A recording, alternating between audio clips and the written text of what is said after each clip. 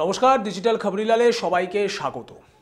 আচ্ছা, মনে কখনো এই প্রশ্নটা উঠেছে, ধরুন আপনি অন্যায় করলেন, কোনো একটা ভুল কাজ করলেন, পুলিশ আপনাকে গ্রেফতার করলো, কিন্তু পুলিশ যদি কখনো নিজে ভুল করে, নিজে অন্যায় করে, তাহলে পুলিশকে গ্রেফতার করবে এটা কে, বা তার বিরুদ্ধে মানে যে কারবাই বলা হয়, পদক্ষেপ, সেটা নেবে তাকে? প্রশ্ন উঠেছে নিশ্চয়ই। একই প্রশ্ন হাইকোর্টের বিচারপতি দেবাংশু বসাকের ডিভিশন বেঞ্চ তাদের মনে উঠেছে। কারণ নিরাপদ সর্দার, প্রাক্তন বিধায়ক, সন্দেশখালী এলাকার প্রাক্তন বিধায়ক, তাকে গত 11 তারিখ থেকে, ফেব্রুয়ারির 11 তারিখ থেকে 17টা দিন তিনি পুলিশে হেফাজতে রয়েছেন, এবং 17টা দিন তিনি পুলিশে হেফাজতে রয়েছেন। এবং আরও তাৎপর্যপূর্ণভাবে যেটা শোনা যাচ্ছে এই মুহূর্তে, যে তাকে গ্রেফতার করা হয়েছে আগে, তারপরে তার বিরুদ্ধে অভিযোগ নথিবদ্ধ হয়েছে, অর্থাৎ এফআইআর করা হয়েছে তারপরে। মানে ব্যাপারটা দাঁড়ালো, আপনি দোষ করেছেন পরে, কিন্তু তার আগেই আপনার নামে একটা গ্রেফতারি হয়ে গেল। অদ্ভুত ব্যাপার। 21 আইন, সেই পড়েছিলেন নিশ্চয়ই 21 আইন, সুকুমার রায়ের সেই বিখ্যাত কবিতা। সেই 21 আইনের রাজ্যেই কি আমরা বসবাস করছি? এখন প্রশ্ন উঠে যাচ্ছে এরকমই, কিভাবে এটা সম্ভব? কিন্তু পুলিশ প্রশাসনের কাজকর্ম সবই সম্ভব। কীরকম হলো ব্যাপারটা? যে শিবু হাজরা, যার বিরুদ্ধে এত অভিযোগ ছিল এলাকার লোকজনের, সেই শিবু হাজরার গ্রেপ্তারি নিয়ে রীতিমতো মায়েরা, মহিলারা তারা রাস্তায় নেমেছিলেন। উত্তম সর্দার, শিবু হাজরা, একেবারে মানে শিরোনামে চলে এসেছিল সন্দেশখালী। এর আগে শেখ শাহজাহানের জন্য তো একেবারে শিরোনামে। তো তারপরেও এই যে গণবিক্ষোভ, জনরোষ বলছি আমরা, তার যে মূল যাদেরকে ঘিরে এই বিক্ষোভ, অর্থাৎ শেখ শাহজাহান, উত্তম সর্দার, শিবু হাজরা, এদের মধ্যে শিবু হাজরার এক অনুগামী ভানু মণ্ডল, তার অভিযোগের ভিত্তিতে নিরাপদ সর্দারকে পুলিশ হেফাজতে নিল, গ্রেফতার করলো এবং এফআইআর করা হলো। তারপরে 17টা দিন কেটে গেল, জামিনের আবেদন করেছিলেন কিন্তু গ্রাহ্য করা হয়নি।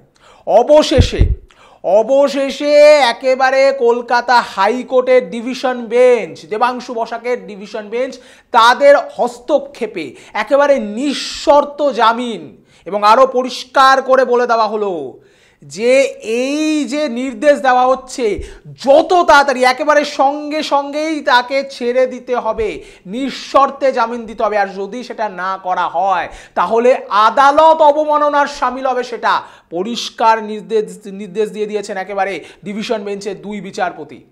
কিন্তু বারবার এই প্রশ্নটা উঠছে যে সন্দেশখালী নিয়ে এত যে জলঘোলা, এত গ্রেফতারি হলো, অপরদিকে আমরা দেখেছি বিজেপি নেতা বিকাশ সিংহ, তাকেও গ্রেফতার করা হয়েছে, তিনি জামিন পেয়েছেন, আবারও আদালত চত্বর থেকে তাকে অন্য একটি মামলাতে গ্রেফতার করা হয়েছে, অর্থাৎ অতি সক্রিয় পুলিশ।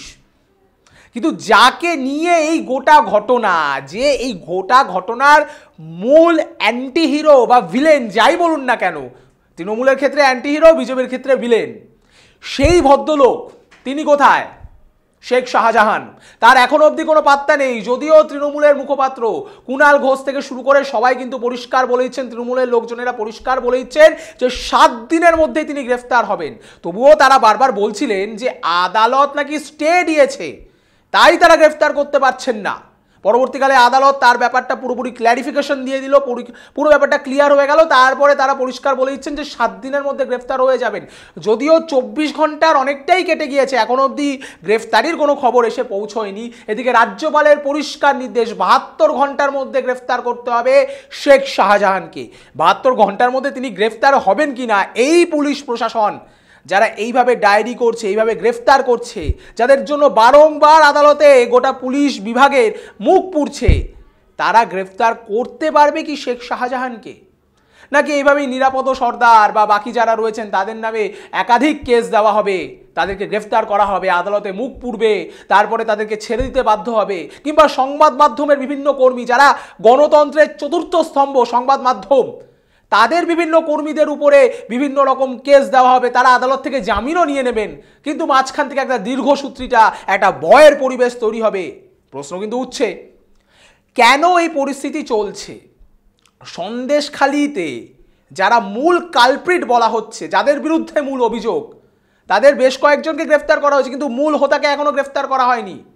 বা গ্রেফতার করতে পারেনি পুলিশ, অথচ বাকিদের উপরে এরকমভাবে গ্রেফতারি, এরকমভাবে পুলিশি একটা যাকে বলা যায় জোর জুলুমের প্রতিবাদ, একটা ভয়ের পরিবেশ কেন তৈরি হচ্ছে? এবার প্রশ্ন কিন্তু বারংবার উঠছে।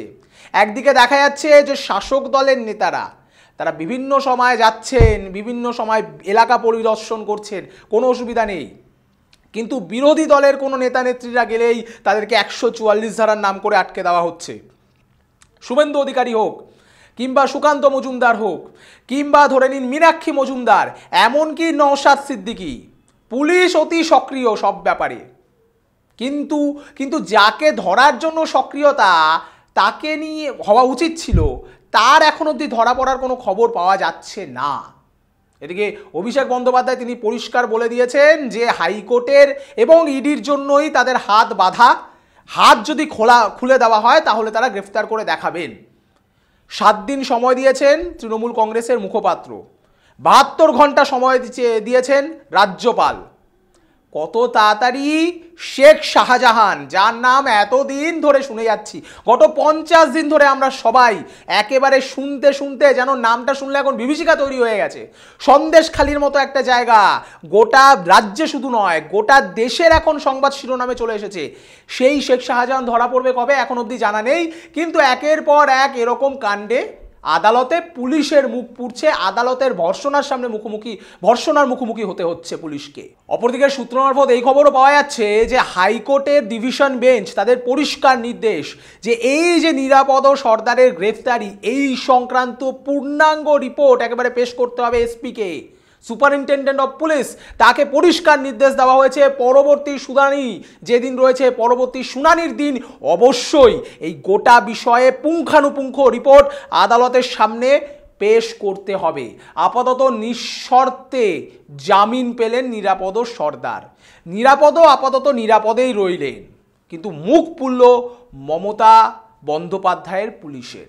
স্বরাষ্ট্রমন্ত্রী তিনি, তার পুলিশ, ফলে দায় তো তাকেও নিতে হবে, এরকমটাই বিরোধীরা বলছেন। এখন প্রশ্ন হলো যে কত তাড়াতাড়ি শেখ শাহজাহানকে নিজেদের হেফাজতে নিয়ে ড্যামেজ কন্ট্রোল করতে পারে পুলিশ প্রশাসন, সেদিকেই নজর রয়েছে আমাদের, আর আপনাদের নজর থাকুক ডিজিটাল খবরিলালের পর্দায়। কারণ ডিজিটাল খবরিলাল মানেই এইভাবে খবরের পিছনে লুকিয়ে থাকা খবর, আর সেই খবরের সঙ্গে উঠে আসা বিভিন্ন প্রশ্ন আমরা বারংবার তুলে ধরি আপনাদের তরফ থেকে সরকার পক্ষের কাছে বা সংশ্লিষ্ট কর্তৃপক্ষের কাছে। তাই দেখতে থাকুন ডিজিটাল খবরিলাল, সঙ্গে থাকুন, সঙ্গে রাখুন, কারণ ডিজিটাল খবরিলাল মানেই খবর আপনাদের, নজর আমাদের।